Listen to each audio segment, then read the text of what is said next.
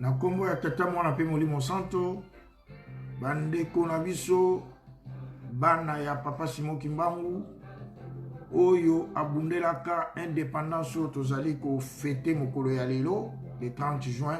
Mbote mingi na bisika bino bozwami, tomoni déjà mama Marie-Colette Yefrakuna na Londres.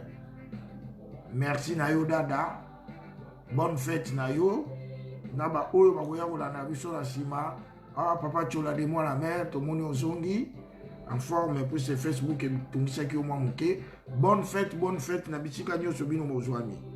Ndenge tolobaki lelo ezali le 30 juin.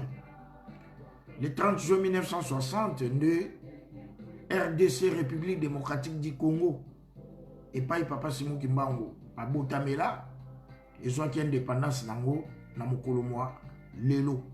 Donc cela fait 60 ans depuis que soit indépendance.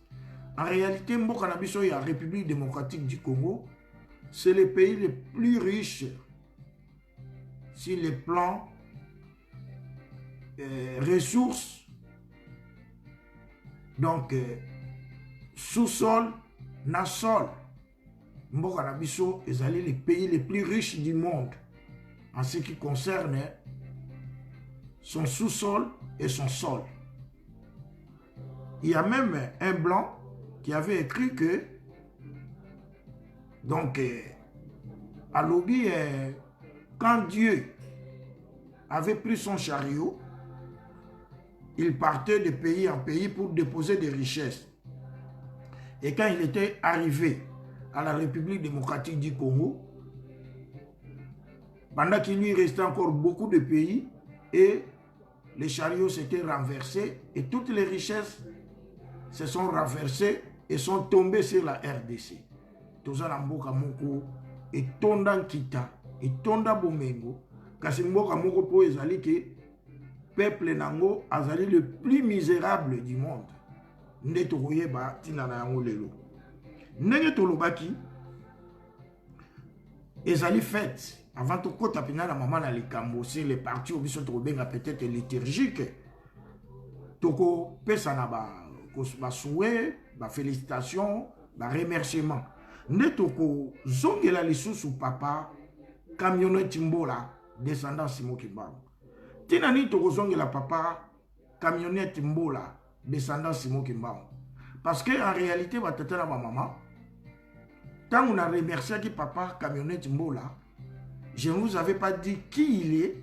Et ensuite, je ne vous avais pas dit Nalanda Kinano, Nani Mobimbate, Oyo, JF, Ifonge Asalaki. Alors, tant qu'on a eu Olanda, on a montré que Camionette Mbola, normalement, nous a donné une leçon. Quelle leçon?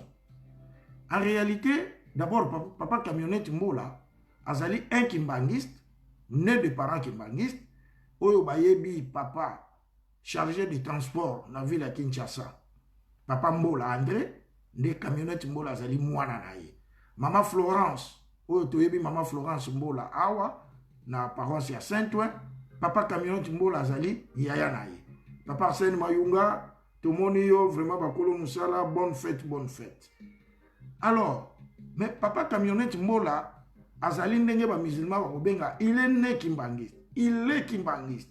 Il n'a jamais eu un baptême ailleurs. Mais papa camionnette Mbola n'est pas pratiquant netingana yo. Ayak église mikolonio sote, azana fakite, soki na koreki, soki na dirigeant, soki na jeteki. Mais ne touchez pas na lingomba na ye.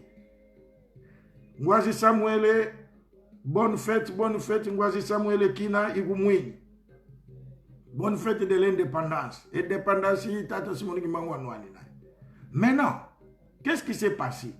Tant que lobby na yeko landa, nani wana bien oyo a j'ai fait Ifonge, qu'est-ce qui s'est passé? J'ai fait Ifonge, azalaki ko sa l'émission bokoli misanga sur base. Est-ce qu'on peut appeler ça scandale? Est-ce qu'on peut appeler ça incident? Mais pendant que landa leçon yo papa camionnette Mbola pe sibiso na ko benga un incident, l'incident qui s'est passé, il y a papa Sami Diangenda.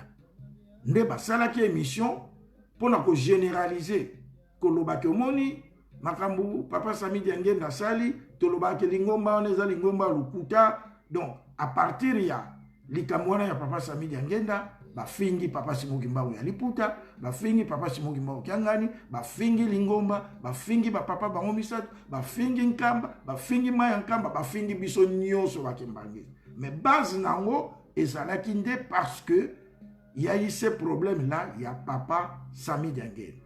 Mais tant que baza ko tuna papa camionnette mbola mituna à défendre l'église à défendre après journaliste soit yambaki ya komi ko tuna mais balobele likambo ya papa Sami Diangenda quand même ça solo bababi oh likamuni hein likamuni on aussi la raté et c'est là azo sauter amu ouais mais il paraît bino pe bokabona 26 ce qui ndé na bi ni na awa to eli makambo na te to yeli makambo j'ai fait fonge azana droit ozo comprendre mais tina ni na zuli leçon et pas ya camionnette mbola batata na ba mama camionnette mbola tolobi azali lisusu azalaka ne pratiquant mais il est kimbangiste mais il n'est pas vraiment pratiquant mais ngana yo tout ça ba pratiquant je suis en train de suivre par exemple des émissions oyoke bato bazali ko critiquer nkamba ba kimbangiste pratiquant ils se disent comme ça oyo baza ko finga papa Simoki Mbangu Kiangani oyo bazali ko remettre date de naissance née en cause. Alors moi je me pose la question, comment ces mêmes gens peuvent en même temps continuer à parler de la soi-disant réconciliation qu'ils attendent, malgré que tout kamuto yaza na signature. Parce que le loto lingato lingate, c'est papa Simoki Mbangu Kiangani qui est le chef spirituel de l'église Kimbangi. C'est lui. Il est incontournable. O matao kita, ou lingi na yo bosonga te, sala mukili na yo, sala lingoma na yo, ou soko lingo zonga, o matao kita eza ye. Mais comment yo, oza ko lugo zonge pa na ye, entre temps, oza ko continuer ko finga ye. Nga na zo comprendre te, na ba tata na ba mama o baza ko landa ba émission wana. Est-ce que bozo mona te ke bazo l'exabino ba air? Bazo l'exabino l'air. Papa Simoki Mbangu Kiangani, lelo ka soka lobi oko kunda manankamba te, oko kunda mate, ato mati, ato gangi, ato fingi, oko kunda mate. C'est lui qui a la signature. Vous savez comment? Mais lelo, et longi nango, ceux qui baouya kolobake, nini mais, parce que camionnette mbola, aza ko défendre lingo manaye. Chez Moutouneti, j'ai fait fond, on a l'air sali baréché. J'ai fait fond, zaka pas confi. Mais quand il y a des moments j'ai fait fond été. Et pas peut-être un ça la baisse naie, mais ça ko profiter na babilo ko. Ce que biso to ça ko défendre bateau baza ko finga lingoma. Pendant que biso mo to ça ko finga. Vous comprenez? Batuneti ba kofi, ba fali baza ko respecter l'église kimbangiste. Hein? Ba kofi baza ko yemba neti yoka mbonda ba kimbangiste. Tamburi hydro ke ba ko tunzoka lukutakano mais bolimi sanga pe na lukutakano parce que biso na kimbanse ke jour moko to vandi boye papa mvilakani Nestor mutate yaka ateya biba tata ba mama papa vandi baza ko lobana biso bolingo mibeko misala biloko misato soki to saleli ya moteba tata na ba mama aya na mulonchuke lokola naza ko yoka nzembo moko nde na moni mpasi ya mpambe ngana moni mpasi eza nzembo ya emene yati donc pasteur pa yokanga donc lukutakano yokanga ngate to yepe susu ju musuna centre d'accueil papa vandi papa yalala ateya lobi lokola tolingi koyeba Simoki Mbangu te ya tokomona pa itoza oke bangwana basi basosoli babandi koyeba Afrika moto na poto malili voilà empire bakuba donc ça veut dire que elito ipe yokana ondo lukutakano elimbisa bukanga pena te na kotia mwa boy. Donc ça veut dire que papa Simoki Mbangu Kiangani ya solo azali incontournable. Si réellement et puis il porte des airs au fond moi. C'est à prendre à laisser. Na mukanda ya nzambe na Amos 3:3 balobi batomi bale bakotamula nzela moko te soki bayokanite. Na lingomba ya nkamba pour ce nga appellation na ba 3 égale 1 na ba 26 égale 1 ou ba appellation na linga koyoka mote lingomba ya nkambo etamulisa na papa Simoki Mbangu Kiangani bango kuna balobi ye molimo nsanto biso kuna balobi yende abotama na date boye le 12 octobre mutu apesi date na ye yo na ye famille te yo na ye ndeko te yo za kobimisele date yo tata na ete yo mama na ete est-ce que date de naissance on a pesa est-ce que ça sûr que ça pensa yango wana? Vous comprenez? Mais alors, si vous avez donc vous date de naissance, vous avez donc alors tu veux rentrer pourquoi? Donc vous dites une chose et son contraire à la fois. Parce que biloko wana nyonso le ba jife ifonge tout ça bazo ke no monaka yango bazo ko mema sikoyo ba banda ko finga susu biso moko. C'est apprendre à laisser. Ceux qui ont moni et puis ba tata na maman tozaka ka ko teya na teya ngana teya yo to teya ba tata na maman ba polémique yo et sali 18 ans ba polémique yo. Oh papa Simoki mo kanga na botama le 12 octobre été. Oh yete molimo ça 18 ans. Pour la niveau solo, on l'a retourné à numéro parce que tu as ligné réconciliation, mais ça fait 18 ans toujours qu'il y a un type centenaire à l'ingombe et pour ta caraboya. Et pour ta caraboya, aux akali, banda, tu es en dehors d'un kamba, parce qu'on continue à distraire, au côté de poser mon toit, la question est au lobby. Si qu'on t'a eu le baka, réconciliation. Nkamba et kolongwa nkamba, et il y a mon koto. Tout mon coton de vous te nankam. Alors, ceux qui m'ont coton de nankam, comment je continue à faire un monto à la signature nankamba? Oh, il faut y avoir bino. Oh, ok, les lots, ceux qui alobia lembisa, moi, singa lembisa. Mais azape, azam, nzambe, azan, nzambe, latin, zota, azape monto. Azan, nzota bon monto. Papa d'yangen a l'air, ma finga raye vampire, tout ça là, la Kinshasa, dans le centre d'accueil, à Silika Rapé. Hein? Abengara Batouana, ba fouessia. Donc, il faut que ça souka ya bololé. Donc, il y a un lobby camionnette Mbola. Vraiment, félicitations à yo. Nabisika Ouzouami. Bonne fête. Continuez à courir la lingoma na yo. Et, bakongo baloba là où on voit. Pour bisolem soto, on me mélange, bon, mais camionnette Mbola, avec ya, on me mélange na ma coffee. Mais mélange, on me mélange à ma maille. Hein? Ba musulman pe balinga, ate ba finga prophète là. Bangoa. Donc, si vous avez un coup de tête, vous mettez là en canne, vous avez un bateau à terme.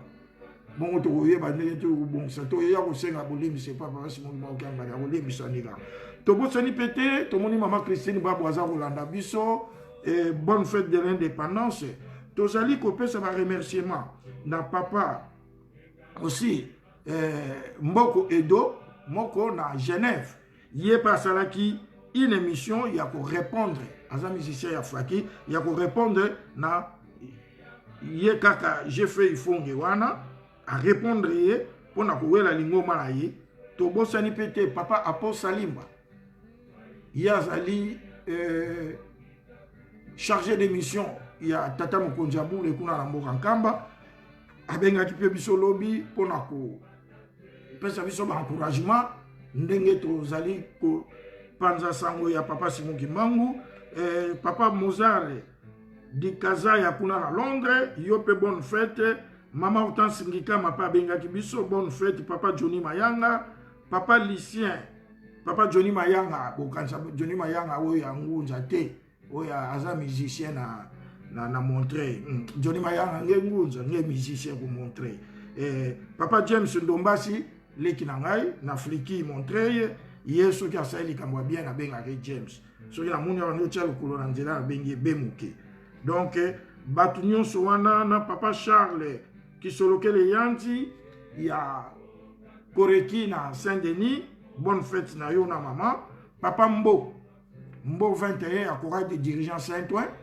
ye bayamba ye na Lopori 13 en 1960 alors ngai carte na ngezali na matricule nazalo kwa ba bino ba mususu te ceux qui bayambela bino wa donc voilà je crois que tosili ici na partie na biso ya introduction ko za lokwa moi partie sociale na biso nde sikoyo to bonde na komwa tata mona pe molimo santo tata nzambe loba mongongo na yo telemisa bendele la yo na Congo Kinshasa Congo Brazza Congo Angola pour être kimia et que en Afrique mobimba pe mokili mobimba de manière que l'indépendance soit en Afrique papa jusque là ils allaient quand indépendance politique mais tous allaient quand décoller soso lisabiso toye batina ni tous allaient décoller pour na toye ba yo papa Simon Kimangu bonene na yo pour na tozwa indépendance spirituelle et bandeki no suka émission na biso to mitie na maboko na yo na komba tata mwana pe molimo santo amen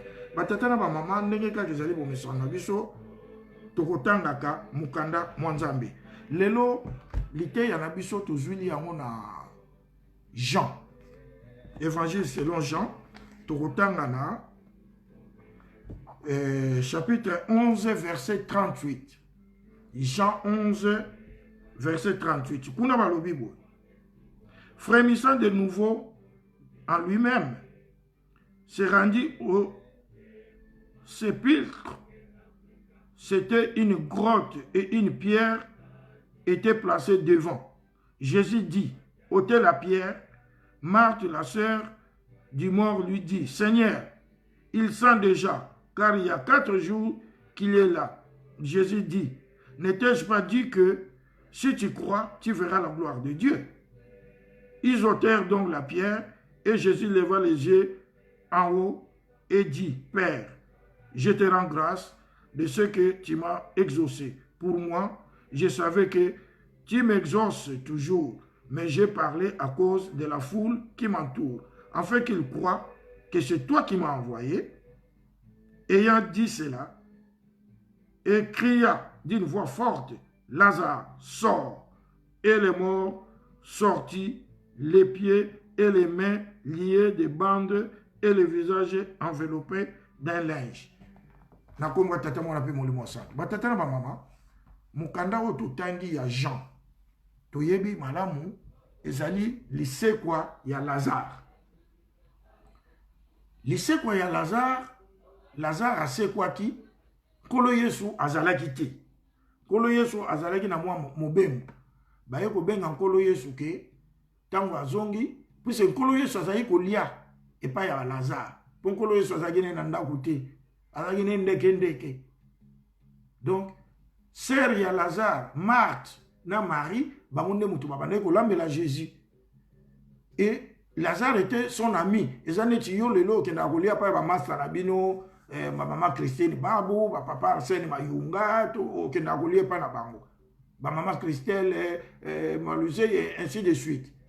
Sikoyo, et ça dit que pendant que Jésus était en voyage, dans ses voyages pastoraux, Lazare a tiré le koufa. Tant que Jésus aillé, bandeko ya Lazare, bateko lela na makolo à Jésus. Si tu étais là, ton ami ne serait pas mort. Kolo Yesu abi asi akunda makie tokende na cimetière nde bakendaki na lilita mama na likambo na biso ezali wana batata na bamama ntango bakomi na lilita avant Jésus asala miracle na ye Jésus alobi bolongola d'abord libanga wana batiaki na porte libanga ya monene ôtez d'abord cette grotte pa inde totelemeli na liteya na biso batata na bamama nakoseku sebembe nakolongola grotte. Qu'est-ce qui est plus difficile? Est-ce que Jésus n'était pas en mesure lui-même de ôter cette grotte? Jésus était en mesure de faire ça. Mais Jésus a voulu que nous puissions nous impliquer aussi. L'implication de l'homme dans ce qu'on fait. Yanga lobaki, bolongola d'abord.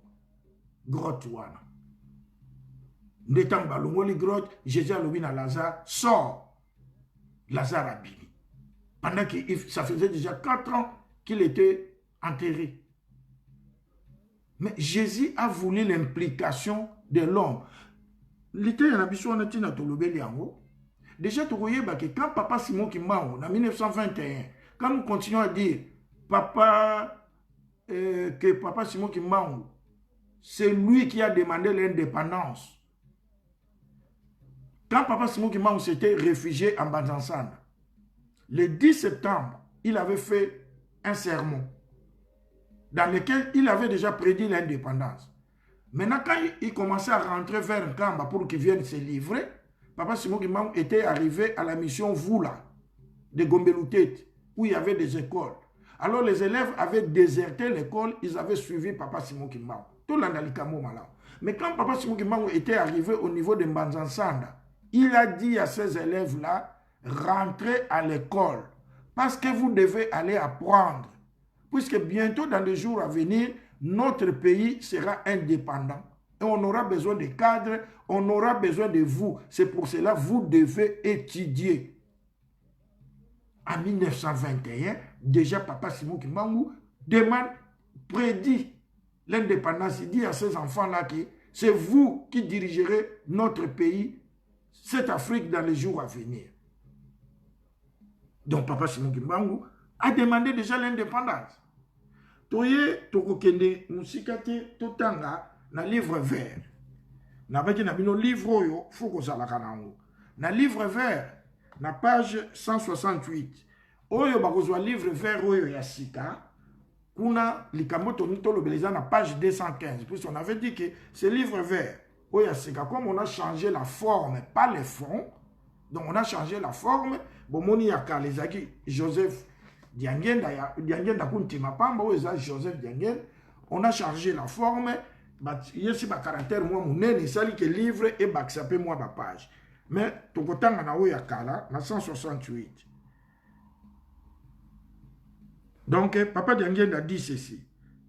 Le 18 avril 1957, j'ai adressé une pétition au Premier ministre ainsi qu'au Parlement belge pour m'en plaindre. L'année d'avant, j'en avais adressé aux Nations Unies. Un de nôtres avait en effet mis la main par un erreur hasard sur une copie de la Déclaration universelle des droits de l'homme. Tout continue. Ce document n'avait jamais été publié au Congo belge. Tout soukanawan.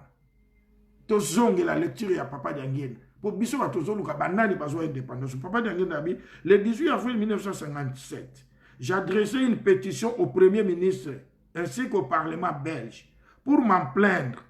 L'année d'avant, j'en avais adressé une aux Nations Unies. Un de nôtres avait en effet mis la main par un heureux hasard sur une copie de la Déclaration universelle des droits de l'homme. Ce document n'avait jamais été publié au Congo belge. Batata na maman.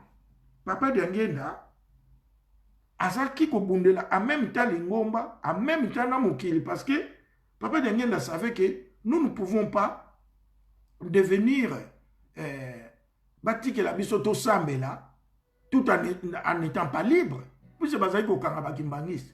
Et puis osoyoka que les documents dont Papa Diangenda parle ici, et ça dit Déclaration universelle des droits de l'homme. Ces documents n'avaient jamais été publiés au Congo belge. Et qui avait trouvé ces documents? C'est parce que Papa Luntadi là travaillait dans le bureau, il était secrétaire dans le bureau, il y avait un indigène. Oh, ils ont appelé Kassavou Bouan. Avec Bamindele, il y a un secrétaire. Tous les courriers, c'est lui qui recevait. Il était déjà devenu Kimbangis en 1957. Alors, comme par hasard, naba courrier il y a qui s'occupe de poto soki wapi a moni Déclaration universelle des droits de l'homme, où la Belgique était signataire, où on dit tous les êtres humains sont égaux et tout être humain est libre de prier, liberté d'expression, liberté d'opinion, liberté de culte. Mutakoki ko sala likola muninga azate a tiré photocopie et Papa Luntadi la balongola kaye musala pona document wa ake kopesa Papa Diangenda nde tango ba komeli avant ça là je peux dire pas ça manifestation bakimbangis ndenge na baki basala manifestation à liboso, c'était le 24 le 17 juillet 1957. Avant ça là comment je peux dire manifestation à la stade de Roi Baudouin, Bakomaki, Papa Diangenda Bakomaki Mukanda, une pétition qui avait eu au moins 600 signatures, Oyo Batiaki Babi, mais Bino Bozo continue au Kangabiso. Bino Bolingite Biso to Sambela. Mais n'est-ce pas que Bino Batubo signa, Nanyo, document, vous êtes signataire, mais comment vous nous privez de nos libertés? Est-ce que quelqu'un qui est libre peut encore être esclave? Donc quand on demande la liberté, c'est qu'on demande quoi? On demande l'indépendance. Papa Diangenda a sengi yango. Mais maman alikamuna biso pe lelo ezali Papa Diangenda avant akende atikala ko yebisa biso abi bokonzi bakobwaka yango biso bakimbangiste tokolokota yango. Siko mutuna na ngai nde pa ilite ya na ngai ezalaki. On a lobi que Nkolo Yesu avant à ce que Salazar, Jésus avait tous les pouvoirs de dire à ce Mutukutu Azalaki na Arkati kuna à ce que si Abisor il est sorti. Et qu'est-ce qui empêchait à Jésus de dire à cette grotte-là, grotte, allez, ôte-toi. Mais il a demandé l'implication de ceux qui étaient là, va contribuer. Mais biso papa diangue na tigala ikolobake, toko bakobuaka bokonzi o toko lokota yango. Mais tata na mama, siko bokonzi yango bakobuaka, et sika bakobuaki la biso tozalite. To croiser les bras, tozota la kaka, tozo kumisaka baninga, mais bakobuaka, mais ceux qui m'ont lekinzela tigala ikolokota na. Puis il y a mon côté papa de ngena tikala koloba et koleka. Vraiment tata na ba maman to yo kana munje mboyo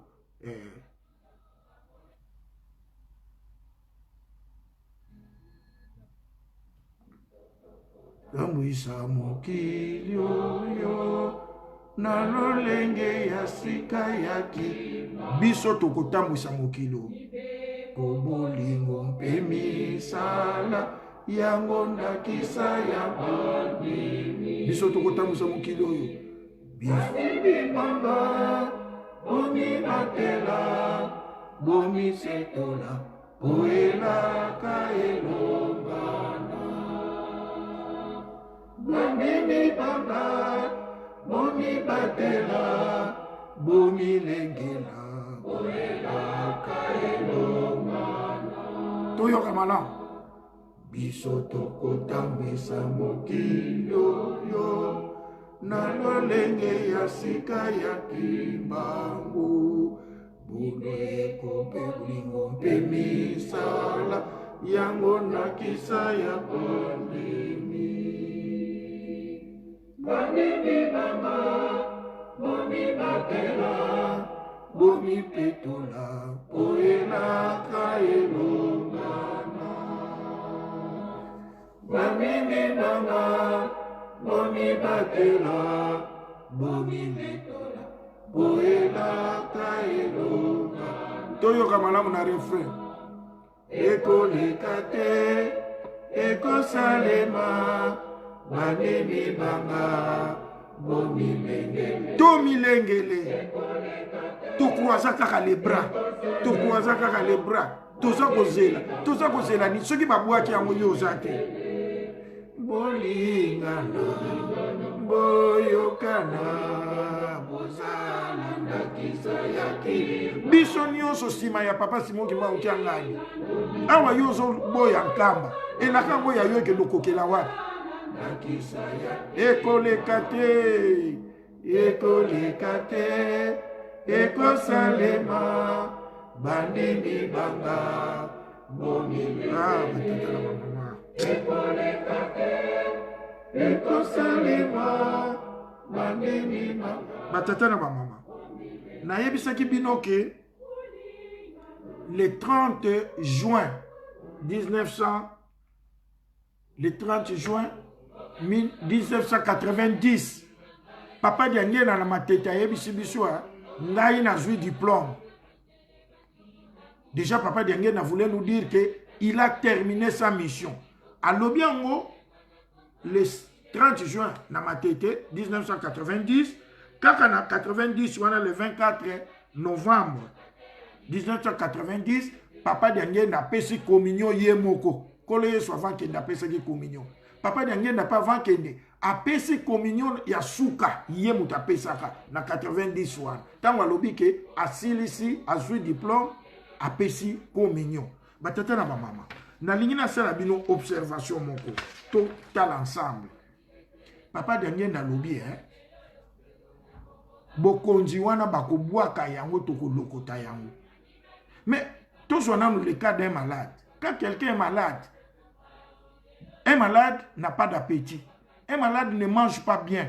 Souvent, il faut pas bon de l'ail. Mais là, tu as sous papa Mako, il y a ta boyeko. Mais un malade, quand il ne mange pas bien, qui profite de sa nourriture? N'est-ce pas le garde malade? C'est lui qui est là.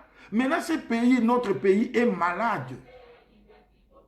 C'est nous qui devions être les gardes malades. Oh, papa, je vais vous donner un exemple.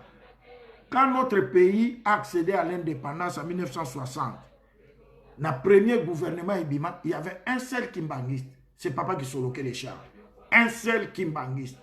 Tala bitumba nyoso Simon Kimba wabundi. tala bitumba papa diange na bundi ndenge na tangeli bino jusqu'à ko futa mbongo ya indépendance ko futa maître Croquet mais en redevance un seul ministre sikoyo Kasavubu alongwe. Et puis Kasavubu aussi a fait qu'est-ce qu'on dit, de l'ingratitude. Parce que Kasavubu a fait classe mon papa qui soloké.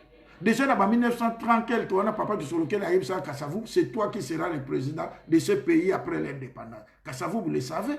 Kasavubu voyait que là, les papa de Nguyen a se réfugié 3 jours. Mais l'heure de l'indépendance, balingi ba inauguré l'école kimbangiste, ba bengisi Kasavubu, aya, kokata riban. Kasavubu Abaki, lui, il est président. Il ne peut pas aller prier là où il n'y a pas de temple pour les Rwandais, Mandala, des rameaux et tout ça. Venir inaugurer des écoles où Nanani.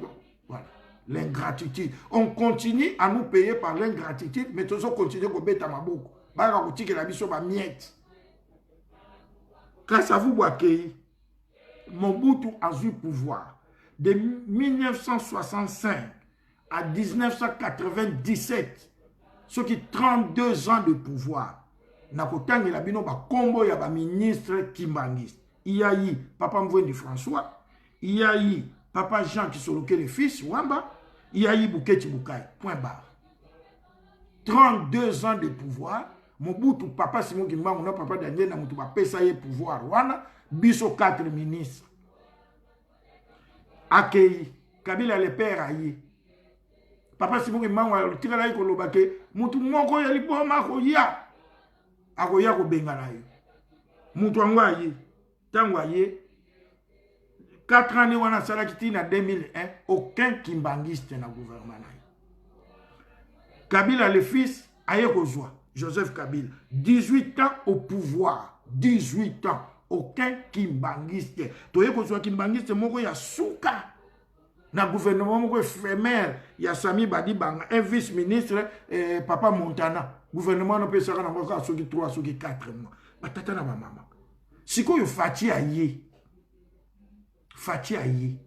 Gouvernement ya Fati wana. Kimbangiste ça te. Non, tout se volait le facité. Dernièrement Fati était en Kamba. Lui-même s'est gêné. Alobi na papa na bato bazaki wana vraiment na félicité bandeko nanga we bazana nkamba Fati alobi heureusement na gouvernement nanga j'ai aussi un kimbangiste qui s'appelle Deo Nkusu. Oh batata na mama boniko yango bokomo bimisa biso na ba malonda ko boni paroisse ya Deo Nkusu eza wapi lelo nga soki na bini Deo Nkusu je l'aime bien hein, qui ça me banda ah non mais ne modifions pas les choses Deo Nkusu à la mariage na Matadi quand il était gouverneur de on ko so bengisa Kofi Abinano katembo telema menga katembo tianga libanda lingoma donc il y a de on ko so tianga libanda lingoma te pour année ça veut dire que c'est un sympathisant. Moi je connais bien le père de Deo Nkusu Papa Nkusu Philippe parmi Kibangi sa première ère mais après il peut ko longwanaye et tango Fati alobi que j'ai un Kimbangiste dans mon gouvernement. Donc na moni pena na talibo ta la bande wana ba ndenge ba musicien ba nyumvu na ki munoko bo monaki bato ba betaki maboko. Donc dans le gouvernement de Fati nous n'avons aucun ministre. Fati a outi pe ko nommer ba PDG ba tout ça nous avons aucun PDG. Donc biso kaka ba ya ko tikela ka biso ba miette to betela ka bango maboko to mona kaka pasi ya pamba sikoyo bokonzi yango oyo papa de ngena lobaki toko lokota et que ça salité toko pangosa toko zwango quand est-ce que nous aurons ça même au parlement je ne sais pas na yebi ya la province est-ce qu'au parlement il y a parce que les Kimbangistes nous ne savons pas aussi nous organiser baninga ya l'église muso ba saka ndenge l'era ba élection neti o ya ba nani wana ya assemblée nationale wana ya ba député ba yokani ba bon na coin boye yo papa ki ngandi bima biso nyo ba Kimbangiste to voter mais au moment ba Kimbangiste ba ngomo kutu bazo wela na circonscription moko ba Kimbangiste ba bimi 4 et en fait de compte il y a aucun Kimbangiste au parlement date même papa Simon Kimbangu a banda musala to papa Simon donc ba héros ba bima na mboka wana oyo ba sala eloko te Kimbangu ba yebi yete hein ya motala tina mboka na biso ezo décoller te mais ngai na yo ba Kimbangiste to lobi nini hein kaka to bete la baninga mususu maboko. Garde malade mutaliaka bako buaka. Kalate ndenge na ngomona ngombe nzezo kendele komi ekoke kweya. Ekoke kwe. Mais siko tozate wana kolokotela ngwa. Baya ko bengo na ndako na yo. Na yoka mkomusu papa Simon ki mwa kyanga na zoloba na zaka na de na video wana papa Simon ki mwa kyanga na lobi ngai balakisa inga muto yoke soki tango ekoki tango na nge ekoki na kotikela pouvoir mais soki muto angwa azane pene na ngati na osani na kopesa oyo aza pene na ngai mwana mutu bate yake na masisi siko même chose na o ndenge biso zoke bokonzi wana bakobwaka ngo po biso tozwango bongo soki biso tozate pai bakobwakela ngo moleki nzela lokoti na ye batata na mama tokosilisa liteya na biso ya lelo na lisese papa Diangenda atikelaka biso motumbi momeli masanga tumbi zamba papa Diangenda alobaki esula ameli masanga alangwe abandi ko titibe po azonga na mboka na ye entre mboka na ye na mboko ya kende ko melila masanga il y avait ba kona plantation moko ya kitoko ba arbre fruitier donc plantation penza l'air ya komi wana lokola asko soko kasoko tambola te moi nini abi amoni ba nzete wana ombrage wana tout ça abi bon auberge na pema awa lisese ya papa Diangenda batata tozaki na nzambe pe tozana nzambe alali momeli masanga alali kolala alali ayoki posa ko fumer abimisi cigarette na ye a pelisi tanga bandi ko fumer tige wana ya limete zaki na flamme a boaki yango c'était vers le mois de septembre neti na ba mboka na biso na Afrique kuna oezaka période oyo ke bakasa ekaukaka après il y a eu incendie tango amoni ke incendie ebandi sutuka zamba bato eziki bilanga bato eziki plantation eziki momeli masanga kwiti esilia abulungani akei tango akendaki moto epeli zamba mobimba mpuku asalaka libulu na ye refuge na ye mais mpuku na libulu na ye asala atika ici de secours te même pas une fenêtre tango amoni ke zamba epeli moto mpuku abi akoti akeko se réfugier crapaud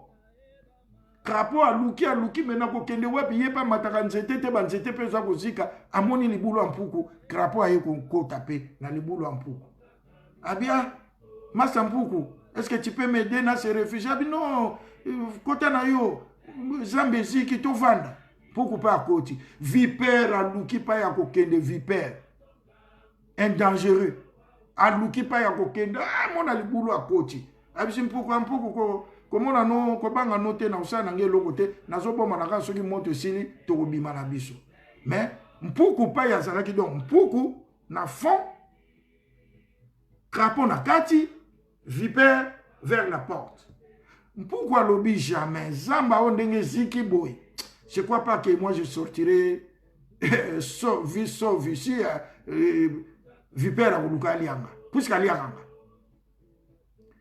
crapaud pa azalaki abi nga vipère aliaka nga te po na nge eza mabe puku pe asaka ndenge eloko te mais je crains quand vipère akoluka akende koatake mpuku le temps wana koleka est-ce qu'il peut pas me heurter vipère pe pa yazaki kuna makanisi ya bime zambu ese ziki il y a plus rien à manger là qu'est-ce que moi je vais faire j'ai pas de choix bien qu'il m'a montré son hospitalité mais j'ai pas de choix ce qui moto sili nga na koliaka pupu na kolia nini bango nyonso na likanisi na bango na libulu suka nango mvula la pluie s'est abattue une grande pluie et kotiti na libulu wana ebomi mpuku ebomi crapaud ebomi vipère batata ya mama lelo oyo bazalaki boni na libulu misato lelo oyo toza na FCC toza na cash tozali na lamuka donc FCC na kotaki kolo libulu lamuka ye ko kota na kati bango de oyo balingana bango ngate ba usanga pe eloko te kasha ye ko kota abi ngai lelo oyo fona liai ngana tikele ko tumba zamba seni nanga tumbia kenai batata na mama siko tozela mvula ebeta tangu mvula wana ekobeta ngai na yo kimbangiste toza wapi bokonzi bakubwaka yango tokolokota yango ba mama nira nzambe ondongo kuna na nita tozomona bino ba mama Hortense Ngikama tokomi na fin ya émission bino nyo tozomona bino ba papa Alpha Ndombasi bakimbangiste to lamuka tokoki toujours kozala kaka les bras croisés te tokoki toujours kozala les bras croisés te 30 ans soki baby biso bakimbangiste ba mouvancier bato Mobutu bakimbangiste avec combien de ministres ndenge na tangeli bino bakimbangiste mutu basimbaki Joseph avec combien de ministres pas un seul. Quelle ingratitude. Et tout fanda kaka tokanga mabo kaka bitumba papa simo kangani abotama le 12 octobre était à Kosaka. Vraiment des banalités. Qu'est-ce que ça a à voir? Qu'est-ce que ça a à voir? Au lieu de nous tarder sur l'essentiel, hein? Église Zoko qui ça 100 ans.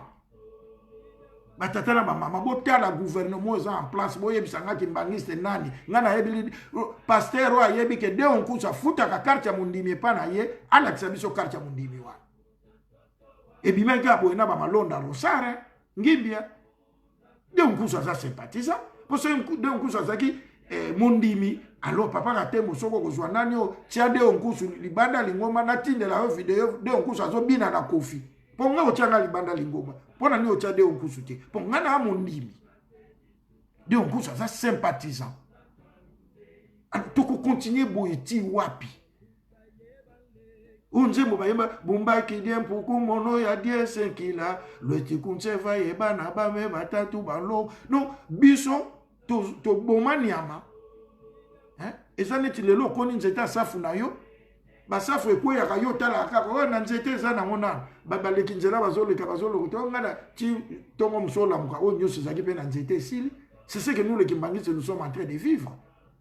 Si mo kimbangu mutabundi pour l'indépendance papa dernier na mutasombi indépendance avec l'argent de son plomb. Ce sont les Kimbangis qui étaient les premiers à découvrir la déclaration universelle des droits de l'homme qui a confondu les Belges. Ce sont les Kimbangis qui ont fait la première manifestation au stade Papa Roi Baudouin en 1957. C'était déjà demander l'indépendance, réclamer l'indépendance. Hein? Sikoyo, toko kende kaka boy. Siko biso tozo gagner nini? Hein? Parce que papa lobaki na ya likolo, na ya se ya biso. Donc batata na maman, to tombo libino bonne fête mais to kende na kososo la. Toti kabiloko ya pamba pamba biso nyoso to bundela fuma manza avec tunwani na dibundu to longola papa tia tikala ikoloba bakoloko bakobwaka bokolokota to pusana to banda ko tia mutu yango nande ezalaki lite ya na biso ya mukolo ya lelo te yanga na te ya yo to te yana mbote mingi na bino nyoso bolandi biso ba papa maestro mbungu babingi bino nyonso tolingi bino mingi topesi bino to souhaiter bino bonne fête de l'indépendance to bondela.